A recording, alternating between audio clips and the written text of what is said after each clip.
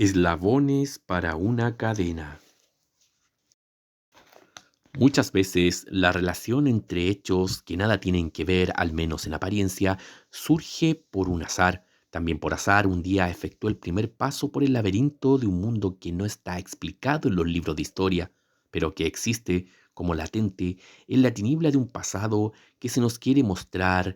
como diáfano cuando dista mucho de serlo. Este paso no lo di con una intención prefijada, fue la curiosidad lo que me llevó derecho a la sorpresa y desde ella al convencimiento en el cual desde entonces me he ido afirmando cada día con pruebas que parecen surgir de los puntos más inesperados. Era el primer engarce de una cadena que se prolongaba en ambos sentidos, hasta nuestro presente y hacia un pasado hundido en las más espesas tinieblas.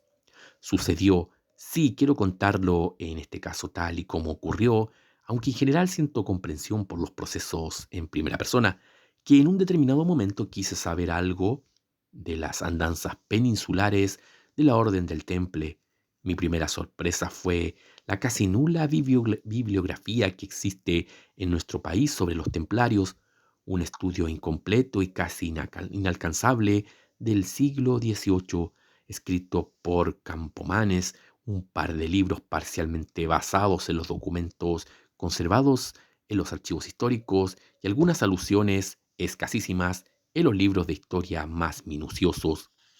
Sin embargo, desde que la Orden del Temple se estableció en el territorio peninsular,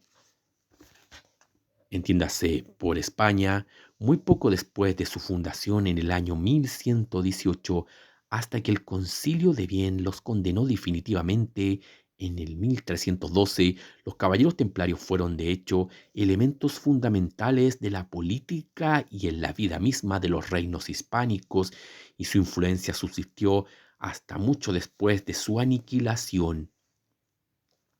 Veamos algunos hechos que harán más extraños aún el silencio de los historiadores. Apenas fundada la orden y antes incluso de ser aprobada su regla en el Concilio de Troyes en 1128, el reino de Portugal, que empezaba entonces a tener personalidad política propia, los acogía en su territorio y les concedía tierras para sus bailías y encomiendas. En 1134, apenas 6 años después del reconocimiento oficial de los templarios y de la regla que preparaba para ellos Bernardo de Claraval, Alfonso I el Batallador, rey de Aragón y de Navarra, los nombra en su testamento herederos de sus reinos, con la condición de compartir el gobierno con las menos recientes órdenes de los caballeros hospitalarios y del Santo Sepulcro. Solo una reacción inmediata de los nobles aragoneses y navarros permitió que ese testamento no se llegase a cumplir. Aun así, los templarios cedieron sus derechos a cambio de establecimientos definitivos en ambos reinos. Todavía conviene aclarar un hecho más: el reino de Aragón fue entregado por la nobleza precisamente a Ramiro II, al que se llamaba el Monje, porque hasta el momento mismo de ser proclamado rey, fue fraile en un convento benedictino. Y no hay que olvidar que en aquellos momentos el más cualificado representante de la orden benita reformada era Bernardo de Claraval, artífice de la reforma cisterciense y emparentado con dos de los fundadores del Temple, para cuya orden mandó a escribir la regla que había sido aprobada en el Concilio de Troyes. Los monjes templarios, establecidos con toda su fuerza política y militar en Aragón y Cataluña, fueron en gran medida los árbitros de la reconquista emprendida por sus reyes hasta 1132 y probablemente influyeron de modo decisivo en ese fenómeno histórico que se ha llamado la expansión mediterránea de la corona de Aragón. El más popular de aquellos reyes, sino el más preclaro, Jaime I, fue durante 2 años de su infancia pupilo de los templarios del castillo del Monzón y el Temple, Sin duda alguna, influyó de modo decisivo en su política de expansión territorial. Posteriormente, el Temple, a través de sus representantes de las Cortes, influiría definitivamente en la política catalano-aragonesa, si tenemos en cuenta algunos hechos que apenas pasan de ser menos detalles aparentes. Comprobaremos que, por ejemplo, los templarios habían ya contado con establecerse en la isla de Mallorca 100 años antes de su conquista, porque el nombre de la isla aparecía ya en la división de las provincias templarias fijadas por el primer maestre de Francia, Payen de Montlidier, en 1130, por encargo del primer gran maestre y fundador de la orden, Hugues de Payne. Si comprobamos, y es cosa cierta, que en su asentamiento en los reinos de León, Portugal y Castilla, los templarios siguieron una política paralela, llegaremos a la conclusión de que la idea de un asentamiento en determinados lugares de la península ibérica era una meta hacia la que tendían prácticamente desde el momento mismo de su fundación. En sus intervenciones junto a los monarcas pedían y obtenían, como podemos comprobar, posesiones muy específicas que les eran prometidas cuando los territorios no habían sido aún conquistados a los musulmanes. Y si nos tomamos la molestia de estudiar un poco a fondo estos territorios que solicitaban los templarios, veremos sin demasiada dificultad que la elección de los monjes blancos no se basaba en fines estratégicos ni casi nunca en intereses económicos directos. ¿Por qué pedían precisamente aquellas tierras que ellos no podían conocer directamente, ya que en esa época estaban en manos del Islam? La repetición de esta circunstancia hacía más apasionante la profundización en el estudio de la orden de los templarios en la península ibérica en épocas de la conquista e invasión de los musulmanes en toda España, cuando se estaba sirviendo una contraofensiva llamada Reconquista para expulsarlos de todo el territorio ibérico.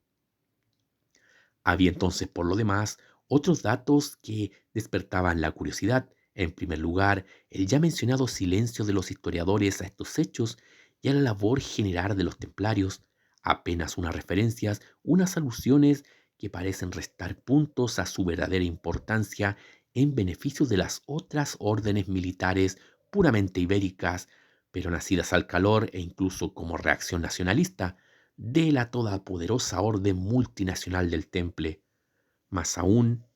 el hecho incontestable de que mientras en Francia, su país de origen, la orden fue brutalmente destruida, quemados públicamente sus máximos representantes y perseguidos, encarcelados y muertos la mayor parte de sus miembros, en los reinos de la península todo se redujo a unos procesos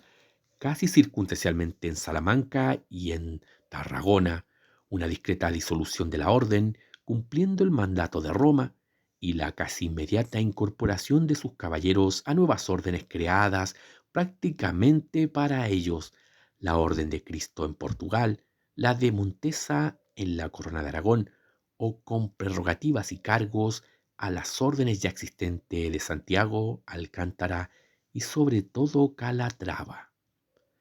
Busqué por donde pude, acumulé todos los datos que cayeron en mis manos y con todas las referencias obtenidas, marqué sobre un mapa mudo de la península todos aquellos lugares que, por las referencias obtenidas, habían tenido que ver con el Temple. Las posesiones templarias se extendían por todo el norte y occidente de la península, llegaban por el sudoeste a los límites de las actuales provincias de Huelva y Sevilla y por la costa oriental alcanzaban hasta el enclave murciano de Caravaca. Además, desde el centro de Aragón, las cruces templarias se desplazaban hacia el nacimiento del río Duero, hasta alcanzar el corazón de las tierras sorianas. Unas cruces sobre el mapa era todo, por el momento, pero ¿por qué aquellas cruces precisamente estaban situadas en aquellos lugares?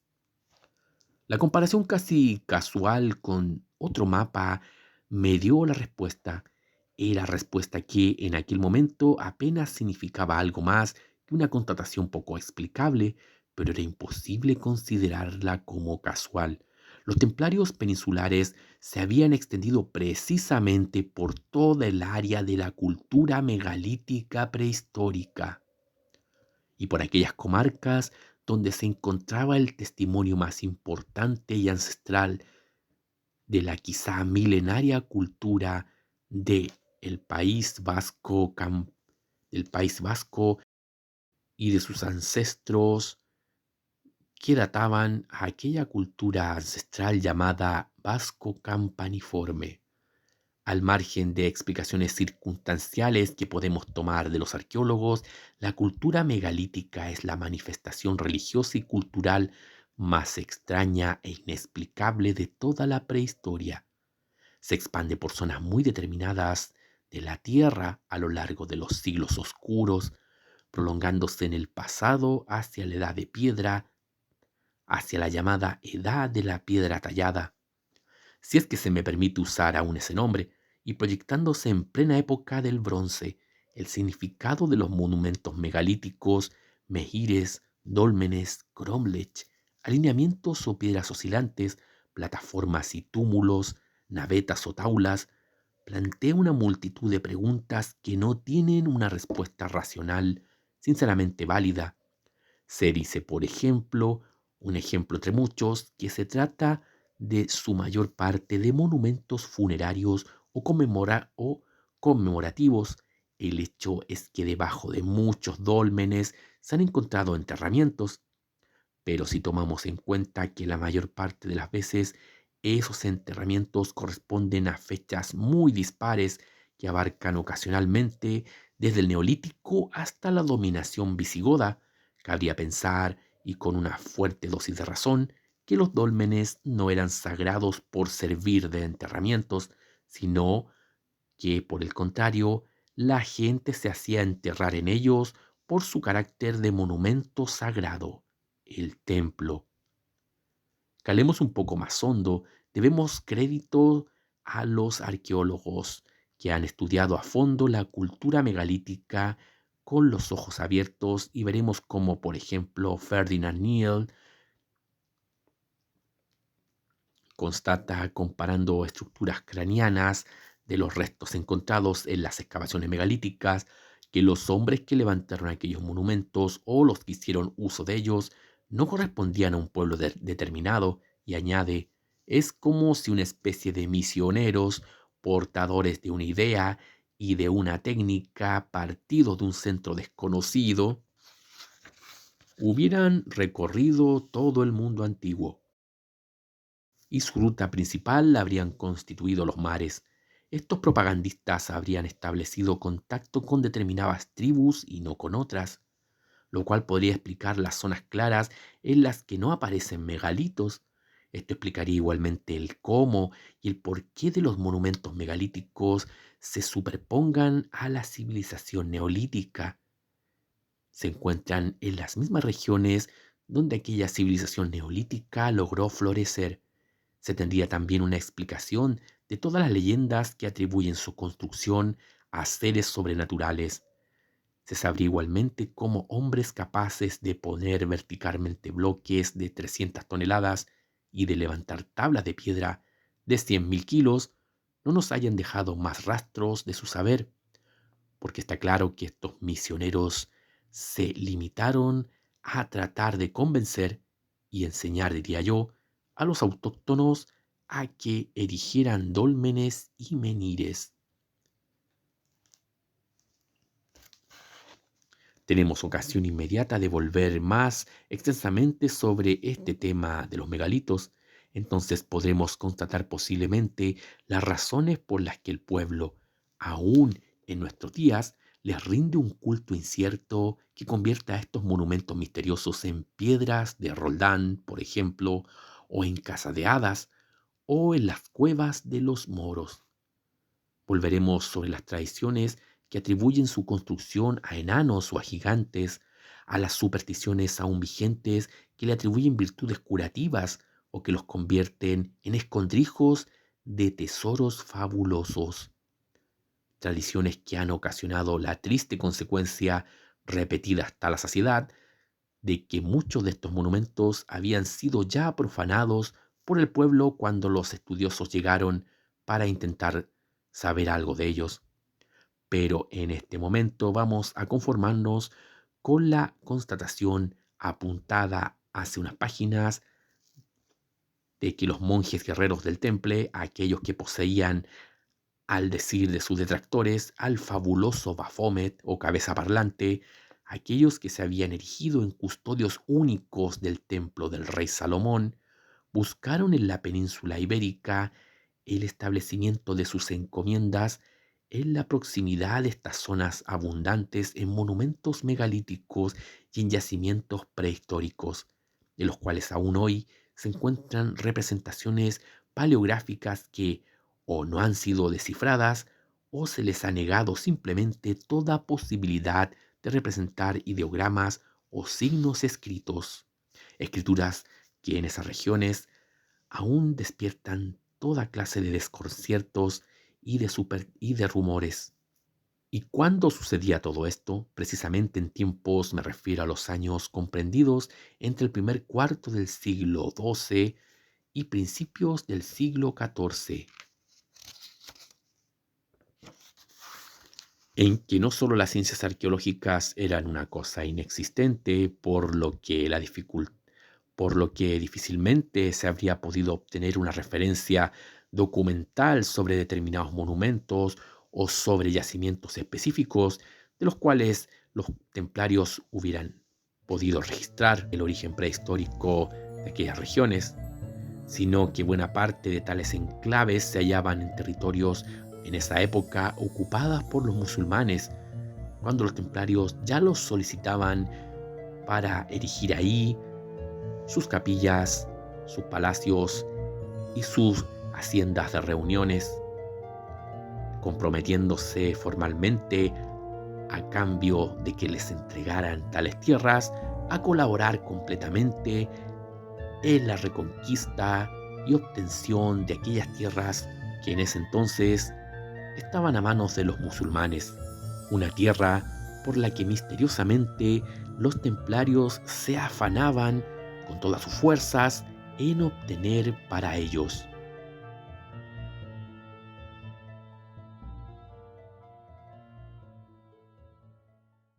Si te gustó el video, suscríbete y comparte. Dale like y presiona la campanilla y así podrás saber en qué momento estamos subiendo nuevo material a nuestro canal. Un fuerte abrazo y hasta el próximo video. Si deseas apoyarnos para seguir haciendo una diferencia con nuestros contenidos en YouTube, las opciones estarán en la descripción del video. Muchas gracias y nos vemos pronto.